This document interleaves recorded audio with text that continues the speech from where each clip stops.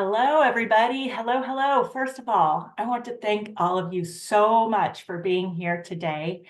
We have a fantastic topic. This is super popular because it's so important, the HCS waiver. We're going to talk today about how you qualify, how you get on the list, what benefits are available, all of that kind of stuff.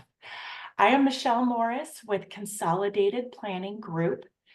We present webinars like this 2 or 3 times a week because we hope to educate the community. We are first and foremost financial advisors. We are located just outside of Houston in the Sugar Land area, but we work with families who are all across Texas and all across the United States. Now, this topic today about the HCS waivers is specific to Texas, but all states have various waiver programs. So feel free to contact us, even if you're in a different state, if you want information about the programs in your area. We can definitely do the research and get you up to speed on those. Again, Consolidated Planning Group is a very unique, holistic financial planning firm. We are independent, which means that we're contracted to work with many other companies. We're not just stuck working for one company. It's a little bit of a different business model. And that's not to say there's anything wrong with the other companies or anything like that. It's just that we're a little bit different being independent. We've been in business for about 30 years, and we are fully licensed in like securities and life insurance, investments, things like that. But we back that up with certifications in, we are nationally certified Social Security advisors. Excuse me. We are members of the Special Needs Planning Academy. And starting, I think September 1st is when I'm going to actually have my certificate to be a chartered special needs consultant. I've already taken and passed all the coursework. I'm just waiting for them to process the certificate. So we take this very, very seriously. This is not just one little side or one little facet of the planning we do. This is the majority of our business, focusing on about 95% of our customers who have an individual in their life with some kind of intellectual or developmental disability. So families come to us primarily because of our special needs planning services. We can help you with protection plans for the rest of your life and your loved ones' lives, lifetime care, thinking about the costs and opportunities available for your family member. What does it look like to pay for their care, even after or especially after you are gone? How do you use the different benefits and the different buckets of money to make sure that you're not missing out on anything and that you're going to be able to provide for them for the rest of their lives, especially if they can't be completely independent, if they can't keep a job or provide their own care. So we also help with transition planning. You know, turning from a minor to an adult creates a lot of differences legally and financially and with all of these benefit programs, but also the transition from high school to what comes after high school. You don't necessarily just want your child to graduate to the couch. So what else is there? We can help you determine those things. We talk about ABLE accounts and legal matters and SSI and Medicaid and Medicare and the waivers and just so many topics that we can help you line up and make sure you've got everything set up correctly for your loved one.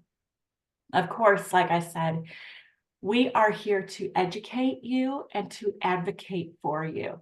The reason we do this is because the owner of our company, Allison Schaberg, has 2 children who have disabilities. And when she was going through all of this, even already having been a financial advisor for many years, when her children were going through all of this, she saw how difficult and nuanced and specialized this is. Perhaps that's why fewer than 0.1% of all the financial advisors in the entire United States focus on special needs planning. Honestly, there are over 263,000 financial advisors in the US. And out of that 263,000, fewer than 200, not 200,000, just 200 focus on special needs planning the way that we do. So truly, you are in the right place when you're here with Consolidated Planning Group. We are happy to help. We offer free consultations. If you're interested in learning about our services or asking us questions, we love that, and we are ready to help you. So people come to us and ask, what is going to happen to my loved one when I can't take care of them anymore? And what we tell people, and some brief guidance that I want to share with you before I let Lynsy take over, is first of all, the time to start planning is now.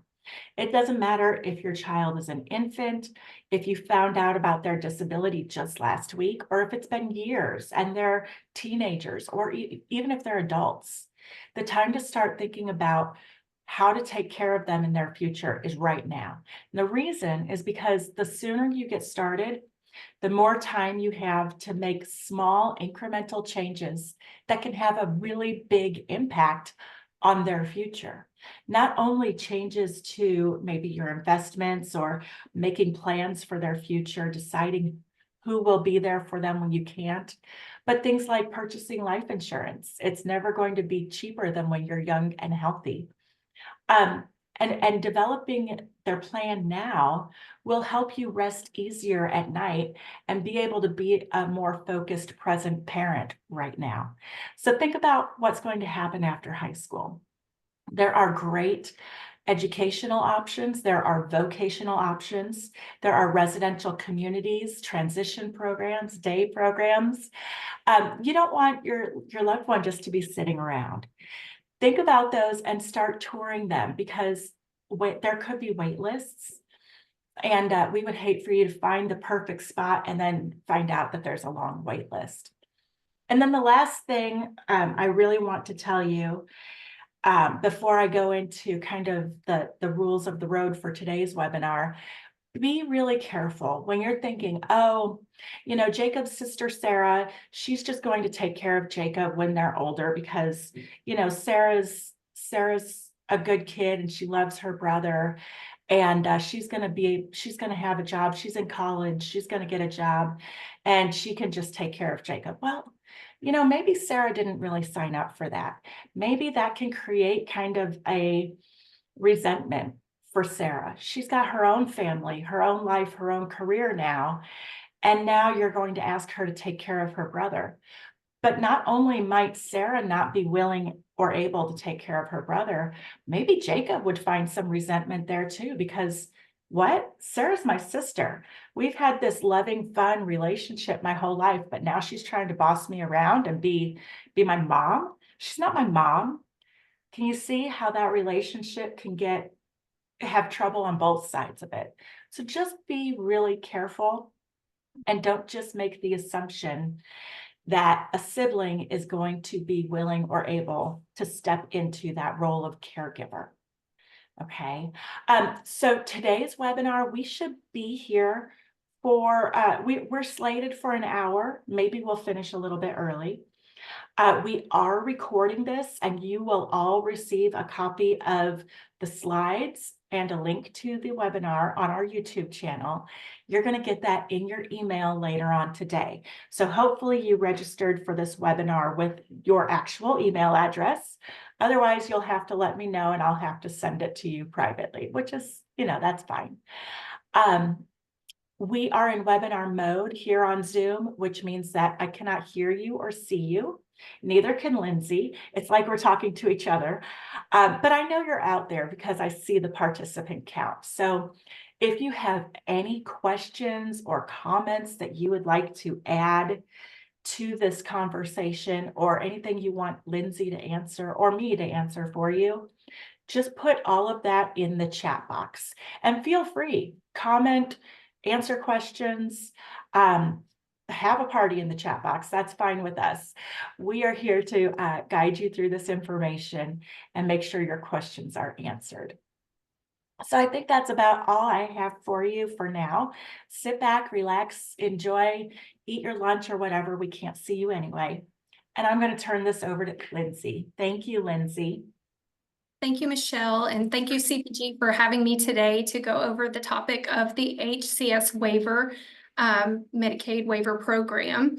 My name is Lynsy Meier. I have worked in the special needs industry for a company called Sevita. Some of you, if you're familiar with the HCS program, you might have heard of us as DNS Community Services.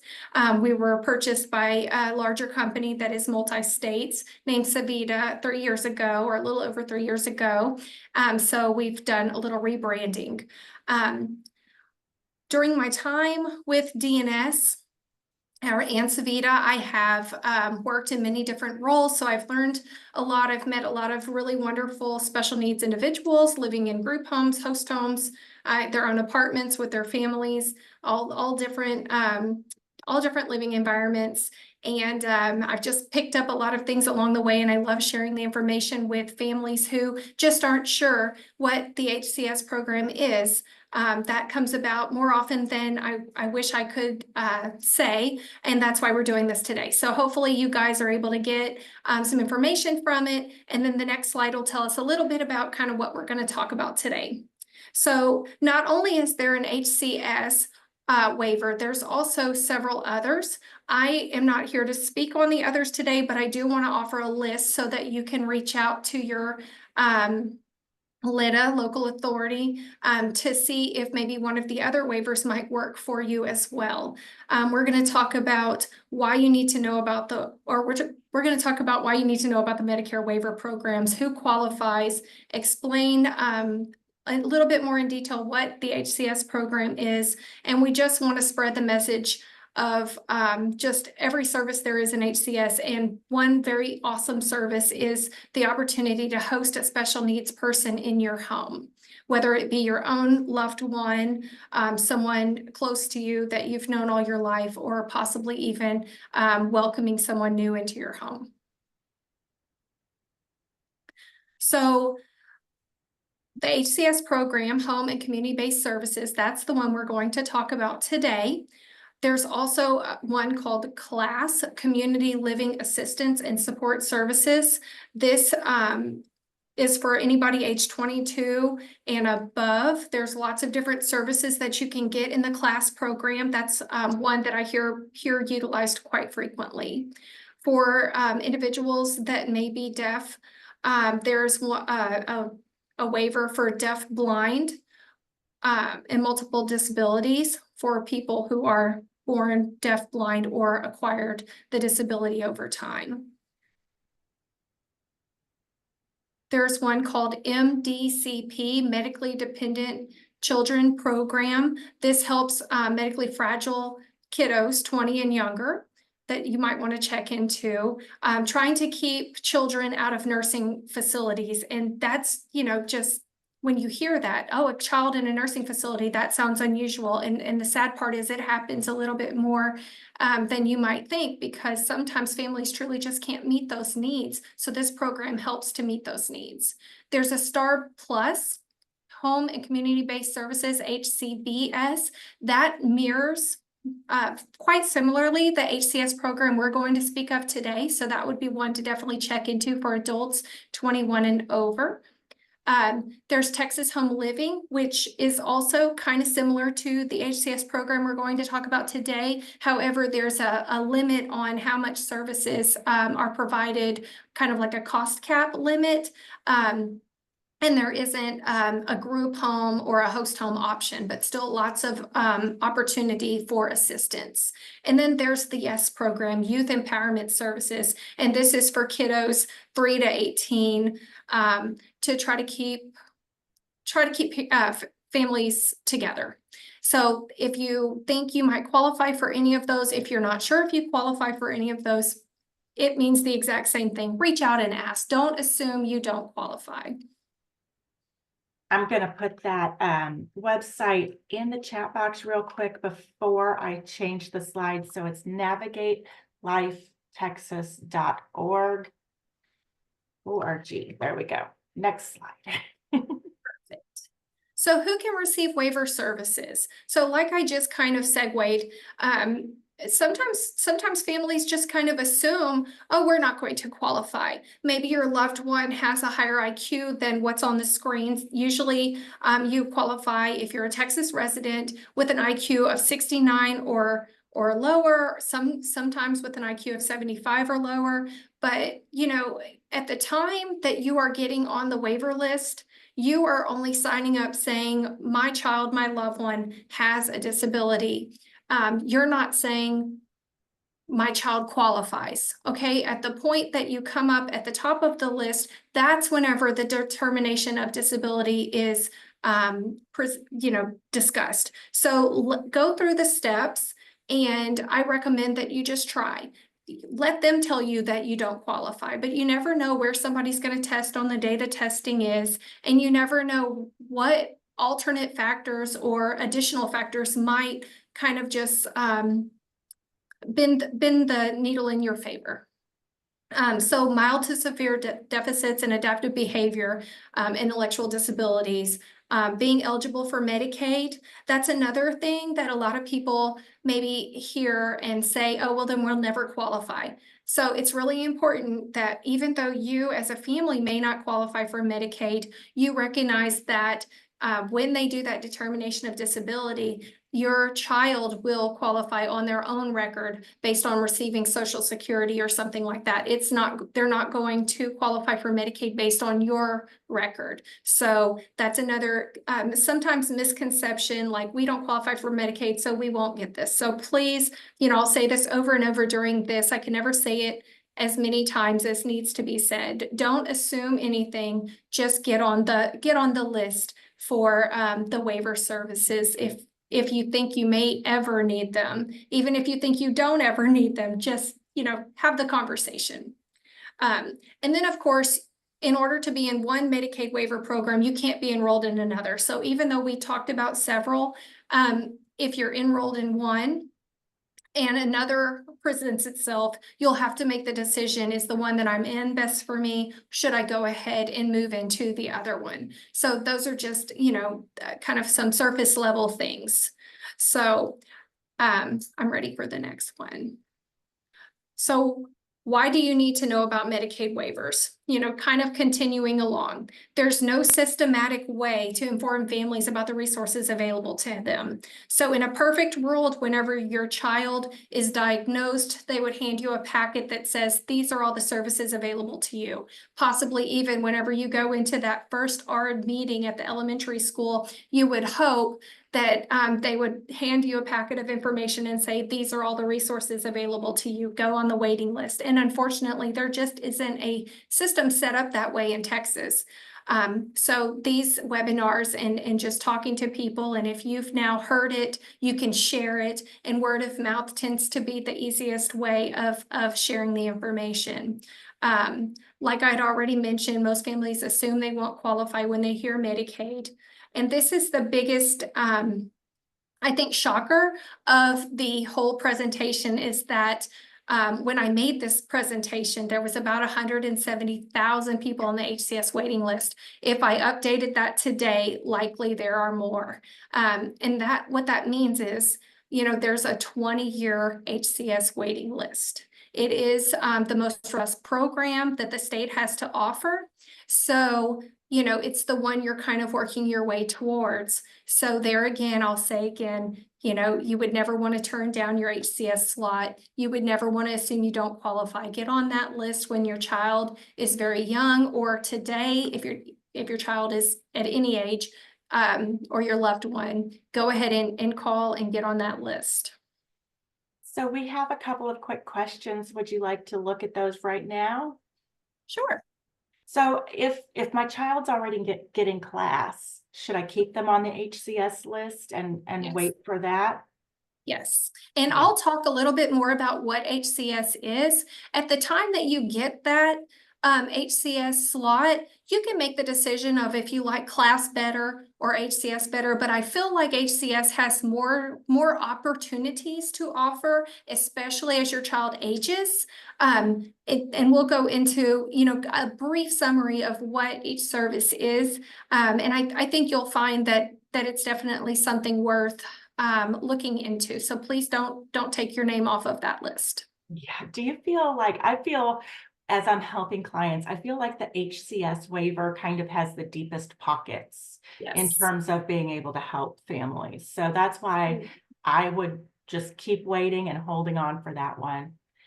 Now, the next question is, it's a little bit more rhetorical, but why isn't there just an easier, helpful system to inform parents about the different programs and services? I would say, to answer that, go to yourtexasbenefits.com. Do you know of a better way to keep track of everything, Lynsy? No, unfortunately, they're just, like I said, there's no great system. I always recommend that you reach out to your local, maybe legislature, and let them know that you wish there was a more systematic way, that you wish that the information was out there more, that, it is useful and helpful. I think for some reason, the special needs programming, the mental health program, just when the state meets and they start working out their plans for the year, our programs just don't come to the top of the list because other maybe communities are louder about what they're interested in and that's what gets all of the attention. So we just need to be a very loud and proud community and let our state legislatures know that this is important and they need to put more effort into making these resources available. Exactly. I want to, answer the questions and focus on that 20-year wait and this information before we leave this slide, because it's Sure. so important. So if you're already on the waiting list, you can go to yourtexasbenefits.com and see where you are on the wait list. That is a new feature. Thank goodness they finally did that.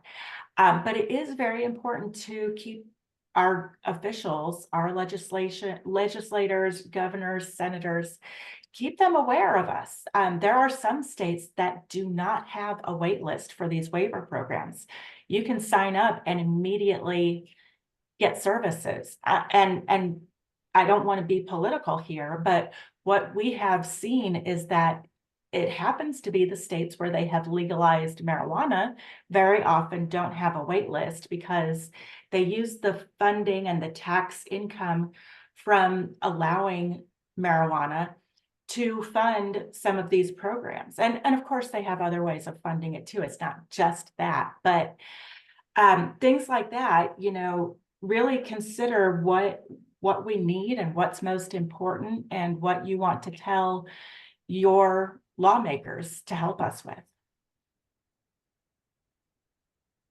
So for more information on who qualifies for an HCS waiver slot, you can go to this website or scan that QR code and it'll take you directly there, and it'll bring you up more information on Health and Human Services website.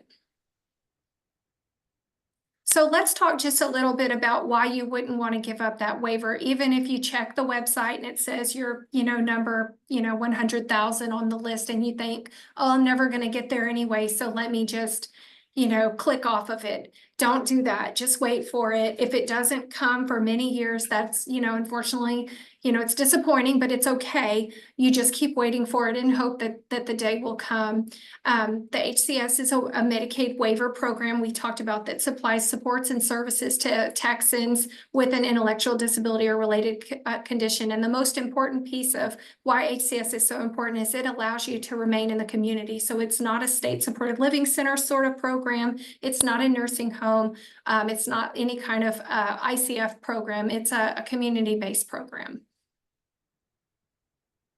So I always think that when I describe HCS, I separate it into two buckets. You have your living options bucket and you have all of your other ancillary services bucket. So HCS, this is the most important thing about why HCS is so important, is the living options, because that's not in any other of those buckets. So having the opportunity to have access to a residential group home. So there's group homes throughout Texas, lots of different provider agencies that have group homes with staff support in the homes.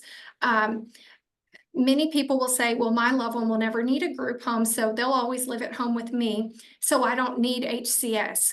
Don't equate HCS just to the group home option, because that's, that's only one piece. And as Michelle was sharing earlier, not always does it work out that family member that you kind of slated in your mind to take your loved one in, not always does that work out. They may have a medical condition come up, or, lots of different things come up. So you want that group home option in your back pocket, even if it's a worst case scenario option. Supported home living is an option, and this is similar to lots of the other waivers. Your loved one lives at home with you, and an attendant can come in and help in the home, can take them out into the community for shopping and socialization, transportation to doctor's appointments, all of that kind of stuff. Another thing with supported home living, though, is if your loved one is pretty high functioning and can live in their own apartment, then they can live on their own, and they have that support coming into the home to help them. And as long as you don't live in the same home with them, you could even be hired as their staff support so that they can live independently. So supported home living is a really cool option for a lot of people. Host home is a significantly popular option. So when your child or your loved one turns 18, they become host home becomes accessible. So you can't be a host home provider for your own child who is under 18, because you're obligated to care for them to that point. But once they become an adult themselves, you can contract with an HCS provider like Sevita, and we'll set you up, and you'll actually get paid a daily rate that is federally tax exempt to help continue to take care of your loved one in your home. And you're contracted with us or under us, the HHS, Health and Human Services umbrella. So there are some requirements that come with that. We have to have a file of information from you, and you have to agree that 24/7 you're going to meet their needs, get them to all of their doctor's appointments, and take care of them, as you probably already are. When you have supported home living, that middle option there, is the attendant care through an agency, or is it a CDS option? So for supported home living, there's two options in HCS. So the agency, such as Sevita, can hire staff members to come into your home. We can also hire family staff members or someone that you send to us as a referral to come into the home if you're not comfortable with a stranger coming in. The thing is with that is the agency then takes care of that employee. They have access to all of those benefits and that sort of thing. So there's no record keeping on your side to have agency staff. So that's probably the highlight of going through an agency for supported home living attendant care. The other side is the CDS option, consumer directed services.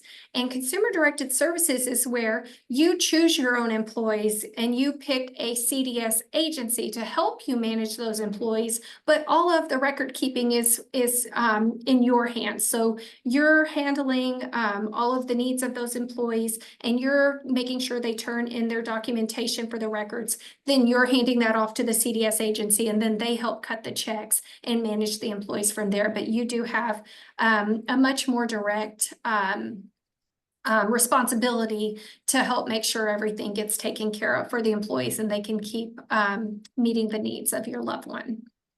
Thank you so much. Yes, ma'am. So the other bucket I was sharing with you guys, that's all of the other services. So you choose your living option, and then you have access to all of these other options. So I'm just going to briefly go through them so that you just kind of know what that'll be when the time comes. Case management is the person with your agency who helps make sure that the services are met. So the case manager manages all the other services on the screen other than nursing. They meet with you, supposed to be on a quarterly basis for the most part. They turn in documentation for you. They help answer your questions. They help make sure you're trained. They just kind of manage the care. They keep the chart and all of the records that we need because we are overseen by Health and Human Services. They do come out and do regular surveys or audits to make sure that we're doing a good job for you and the needs are being met.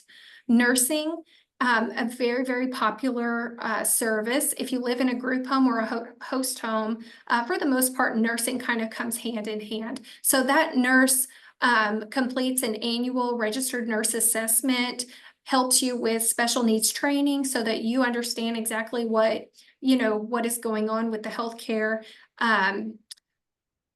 They can delegate tasks and help, maybe your loved one is a new diabetic. They'll come out and help make sure that you feel comfortable with administering those medications. They also help monitor medical appointments so that we can make sure that each individual gets all of the health care that they need that's recommended by their doctors and specialists.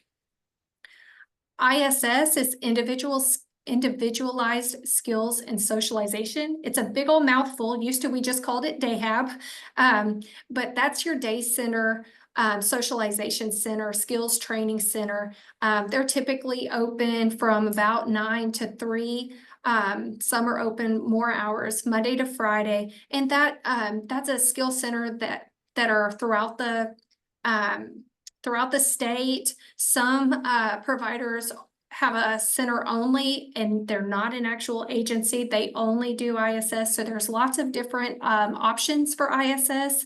I definitely recommend if you live in a larger populated town that you visit several before you make a choice.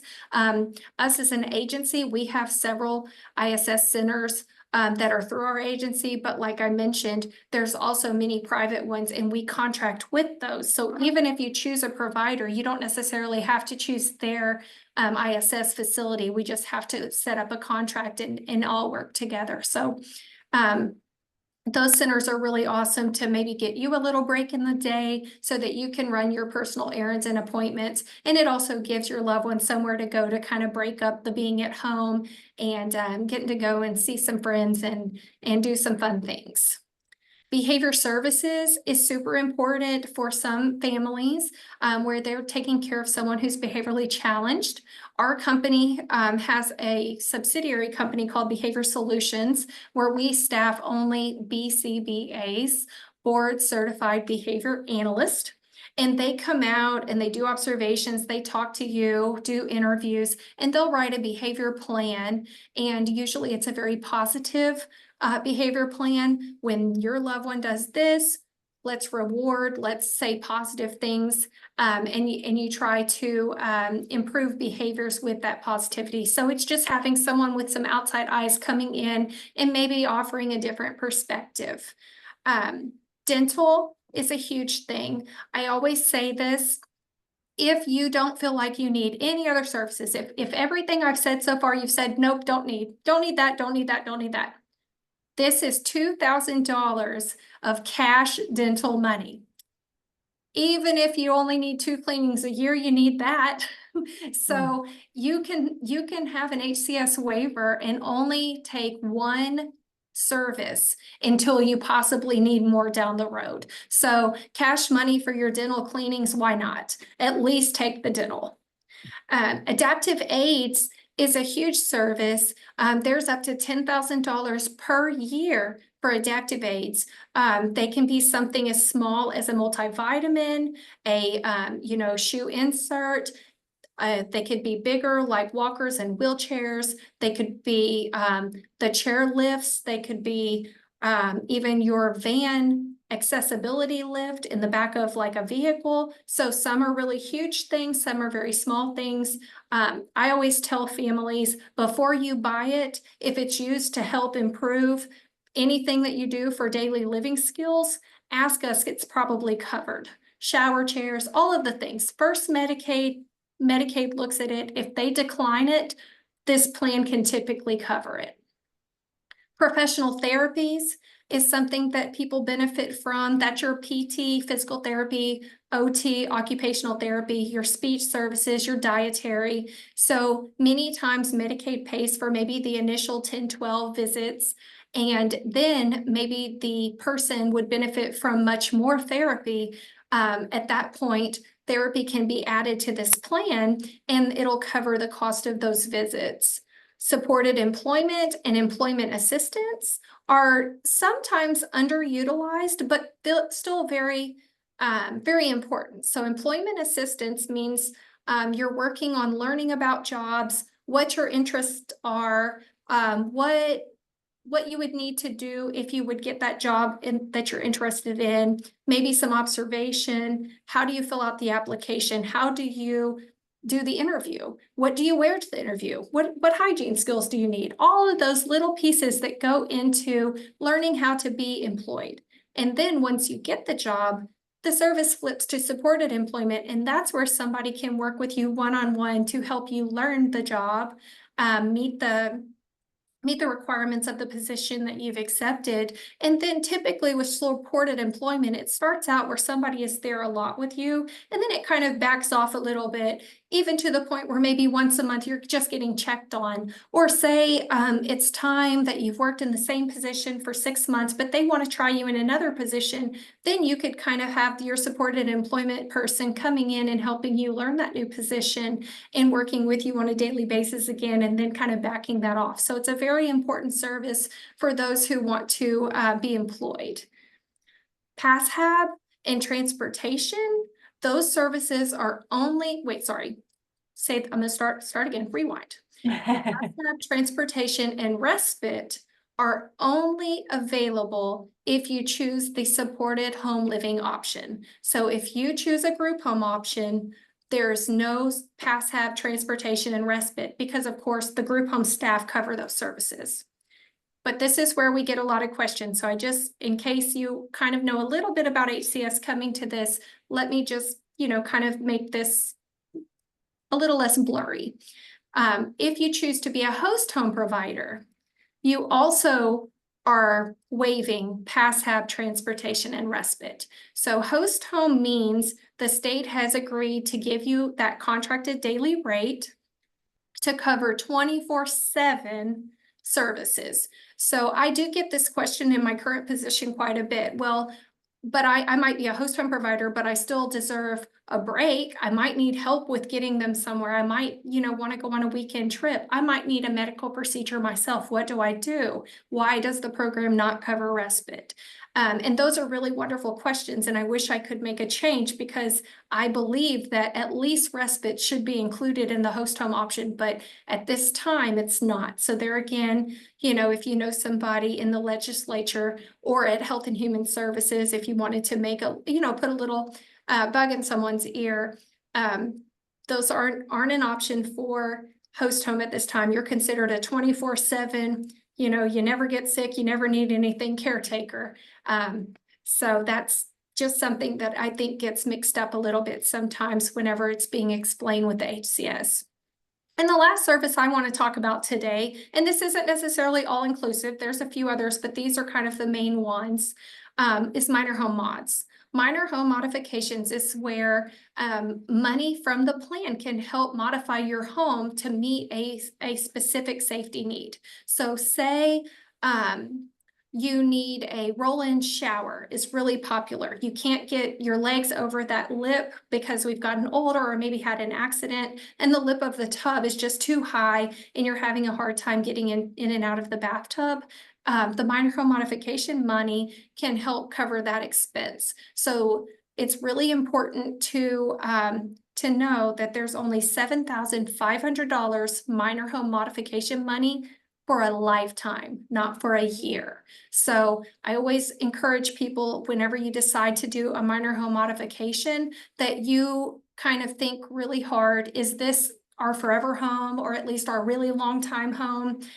You wouldn't want to do a minor home mod to a rental home that you're only going to want to live in for a little bit, or a home that you plan on leaving soon, unless you have an option for the same thing at the new home. So just keep that in mind. It's $7,500 for your lifetime. Before we leave this page, does the employment assistance include transportation to work?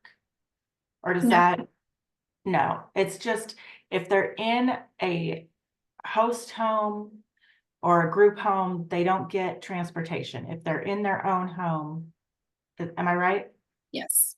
Okay, The host home provider, the group home staff are expected to do all of that transportation. Now, with employment assistance, you know, maybe transportation could be included. Maybe I'm not answering that correctly. So, and if there is a staff member hired to provide employment assistance and that staff member is willing to transport that person, around, could transportation be included? Sure. Is it a separate billable service with employment assistance? No. So I think that might just be more of a decision made when you're setting up the service. Depends okay. on who does the service, probably. Okay, can you talk a little bit about the funding for host home versus supported living? I mean, I'm not exactly sure what funding we're asking about, but is there more funding for people if they're in a host home versus supported living?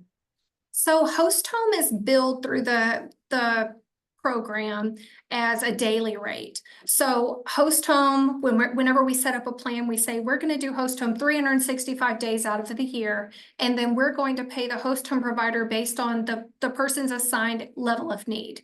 So a level 1 is paid $47.24 per day. A level of need 5 is $50.89 per day. A level of need 8 is $69.19 a day, and a level of need 6 is $94, and the change always gets me, but $94 and some change.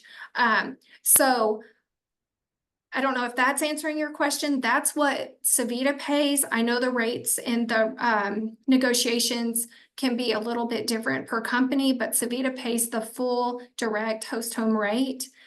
For supported home living, when you're talking about rates, supported home living is set up in a way that the service coordinator through the LIDA, the local authority, they complete an assessment called a PASSHAB assessment with you when you choose that service.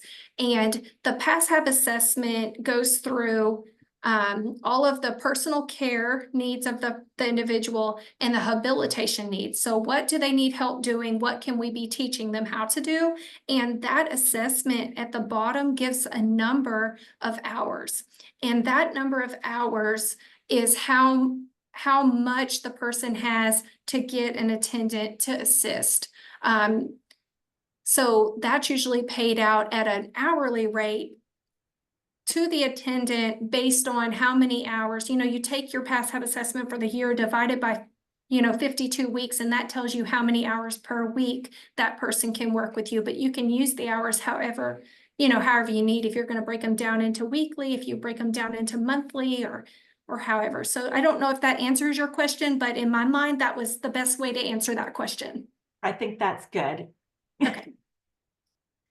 So here I am again saying the same thing like a broken record. It can just never be said enough times.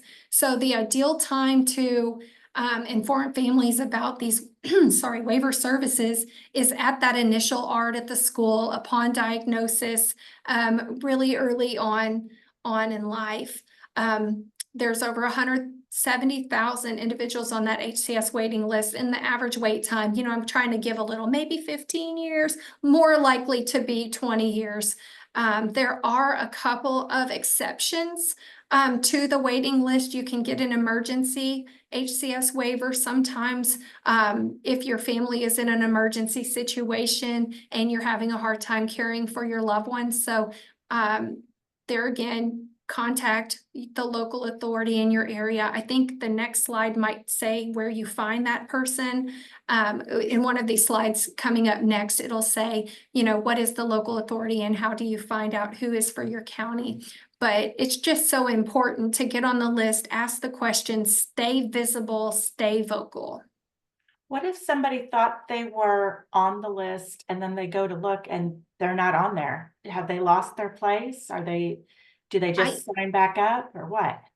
So when you move, I didn't mention this yet, but it's super important to note. So there is a a LITA, a local authority, assigned to each county in Texas. So if you move from one county to the other, you have to kind of request that your slot moves with you. Did you lose it, or is it maybe just misplaced? I'm not sure exactly how that works, but if you look on the list and you don't see yourself, the first thing I would recommend is contacting that intake specialist at the local authority and ask those questions to them, and they can do some research and hopefully find your name and place it back where it's meant to be. Okay, so they just need to contact their local authority, which would be MHMR or Bluebonnet or the Harris Center or Texana. Those are the names of some of the ones I'm most familiar with. Yeah. There is a website where you can look at who your local thing is. I always just type in LIDDA lookup when I'm looking up for my clients, LIDDA lookup. And you put in your county and it tells you who your local authority is. Okay. And when you call, you're asking for the Oh. intake specialist. Okay, so Look at yeah, that. I knew There there was a it slide is. somewhere coming up for us. So here we are. So if you're interested in the waiver, this is where it kind of spells out what your LIDA is, your local intellectual and developmental disability authority. Big mouthful of words. That's why we shorten it to LIDA. But this is where you can go to find your county and reach out to them. So I encourage that so strongly, guys. Yeah, and when you receive these slides later on today, you'll be able to probably click that, but at least you can copy and paste it from the slide into your browser and do it that way as well. So the very last slide just talks about becoming a foster parent or a host home provider. It is a service for those who have the right heart for it and they want to open their home. Maybe their kiddos are grown and you're just, really missing that experience. Reach out to us and ask what it would be, maybe the qualifications or what the process would be like if it's in your heart, to learn more about being a host home provider for someone outside of your family.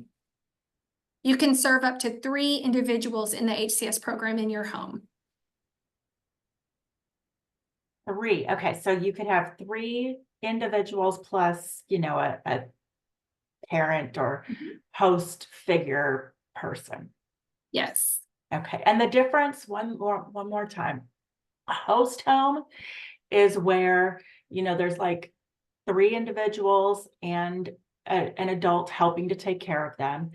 But the other option you were talking about was supported home living. So that's where home living. That's where you get support at your home. yes, Right? someone outside of your home comes in to help you, and that can be someone we love referrals. If you come to us and say, I want to do this supported home living program, and this is who I want the staff member to be, because a lot of times people don't feel comfortable with a stranger coming into their home or driving their loved one around. You want to get to know that person, so if you already have a neighbor or maybe a retired friend or maybe a brother, sister, aunt, uncle, cousin that doesn't live in the home with you, as long as they meet the employment requirements from Health and Human Services with the background checks and things, we can typically hire them to be that staff member. So the parent can be the supported home attendant and get paid for that? You can't if you live in the same home. That is a rule that changed a few years back.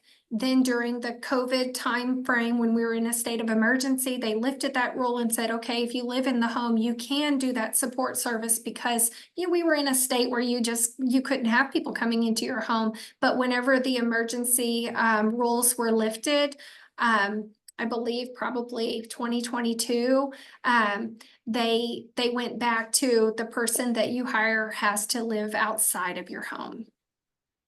Okay, so what if a person already has like 3 disabled children? That's one of the questions I see in the chat box. They've already got 3 disabled children. Should they just become a host home, or would they stay at supported home living and have 3 different people come in to take care of their 3 different kids? So actually, okay, so I can answer that a couple ways. So basically, it's a personal preference. If you are doing the primary responsibility of taking care of your 3 kiddos and they all qualify for HCS, becoming their host home provider, you'll get paid to do what you're already doing for free. You'll just receive that help. Some families even say, well, they're my family, my kids, I shouldn't get paid for that. And what I tend to say to those families that say that is, you don't have to use it.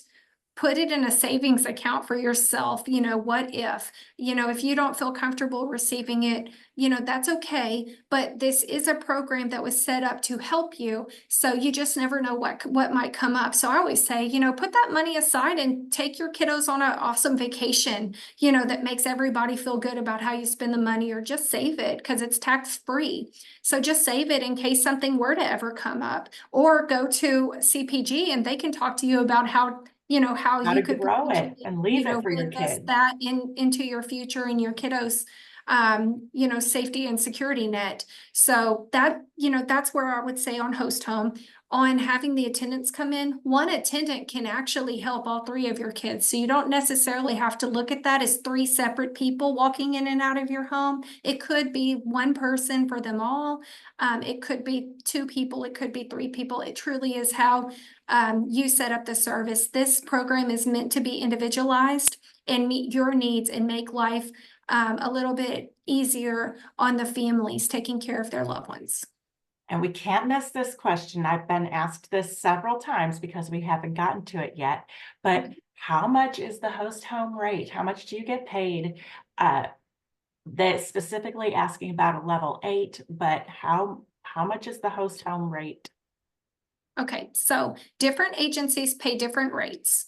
Sevita pays the full host home daily rate, direct rate. So for a level in need 1, it's $47.24 per day.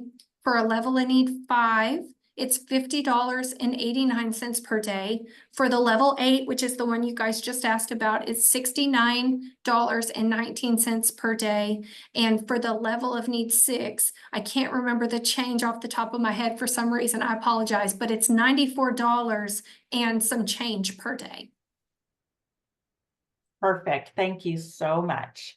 So people can contact you, right? Lynsy, here's her phone number, her email address, in case we have missed any of your questions, or you want to talk more to Lynsy about how to be a host home parent, or how to set things up best for your specific personalized needs, please feel free to reach out to Lynsy. She is definitely going to be able to help you with those questions. I have a couple more slides, so hang in there. And if you have another question for Lynsy or myself, please go ahead and throw it into the chat as I wrap up with these slides. I did mention that Consolidated Planning Group does webinars 2-3 times a week, so that we can help educate the community. And these are some of the topics that we often cover. Definitely the topics that we cover when we work with our clients. Beneficiary designations, federal and state benefits like waivers, SSI, SSDI, Medicaid. We talk about divorce a lot because unfortunately that is very common in our community. We have panel discussions where we have different residential communities or day programs or schools come in and talk to you. A lot of different things that we help with, in addition to your own retirement planning and making sure you have money in the correct buckets, like the special needs trust or the ABLE account, so that you do not jeopardize your child's benefits. When you're looking at their future, and how much do they need to have their future covered. So this link, again, when you receive these slides later on today, you'll be able to click on this link that takes you to all of our upcoming webinars on our page. You can go ahead and register ahead of time for the webinars. And then that way, even if you miss it and you cannot attend live, you will still get that email that has the slides and the link to the webinar so you can catch up with us later. Now, by providing us with your information, we will be reaching out to you to make sure that you have all the information you need, all of your questions have been answered, and that you schedule your free consultation if you're interested. So this is kind of, we do this for free. We give away all of this information so that hopefully in the future, you or someone you know will be interested in working with us. But we offer you a free consultation. Before you think about that at all, we want to answer your questions. The consultation, it's on Zoom. It usually takes between 30 to 45 minutes. You would talk to me or Allison or Andy. And like I said, we ask you to fill out a brief questionnaire so that we can learn about you and your family and not walk into your meeting blind, but we give you a chance to pick our brains. Ask us whatever you want to ask. We'll help you as much as possible. And then we'll talk about how we work and what we do and what the payment structure looks like and all of that. So you can follow us on our YouTube channel. Instagram, we have a podcast if you're interested in listening instead of watching these webinars. Not all of the webinars make it to the podcast, but many do. And then our Facebook is here as well. So you can keep tabs on Consolidated Planning Group to see what we've got coming up for you. I see in the chat box, we're talking about how Texas apparently refuses to match federal funds. Again, contact your local lawmakers. Let's get on them. Let's be loud and advocate for ourselves and for our loved ones. They need to fix things here in Texas, and they're not going to do it without some pressure. All right, anything else? I want to add to that one really quickly, Michelle. The rates for host home providers have never changed in my 15 years.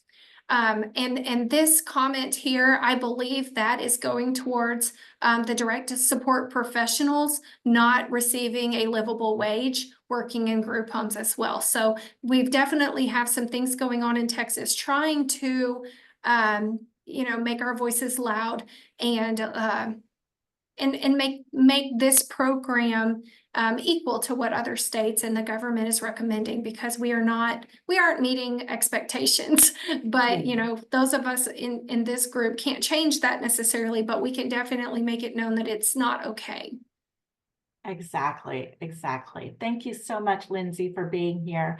And for everybody who, yes, get with the Arc of Texas. They do fantastic work on all of our behalves. That's all we have for today. Be a squeaky wheel, go out there and help us all. Thank you for being here today to listen to this presentation, and I hope you come back for more of our webinars. I hope you schedule your consultation with us. And again, if you have more questions specifically for Lynsy, please reach out to her because she is a fantastic wealth of knowledge. So thank you all for being here today, and make it a great week. Thank you. Thanks a lot, everybody. Bye-bye.